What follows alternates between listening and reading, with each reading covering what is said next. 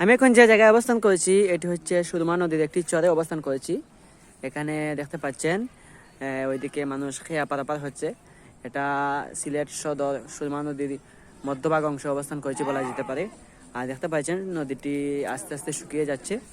এখন ডিসেম্বর মাসের মাঝামাঝি অংশে দেখতে পাচ্ছেন সুরমা নদীর এই অবস্থা। সুরমা নদীর যত তলানিতে যাবেন একদম চৈত্র মাসে একদম ওইখানে এই পার একদম শুকনা হয়ে যায়, মানে এমন একটা অবস্থা হয়ে যায় হেঁটে হেঁটে পার হওয়া যায় মতো অবস্থা। আসলে এটি বাংলাদেশ বাংলাদেশ পানি উন্নয়ন বোর্ডের এটি নজরে আনা উচিত যে নদী খনন করা উচিত। আর এদিকে দেখতে পাচ্ছেন সুরমা নদীর চর। এখন মাত্র ডিসেম্বরের 21 তারিখ, কিন্তু নদীটি শুকিয়ে যাচ্ছে।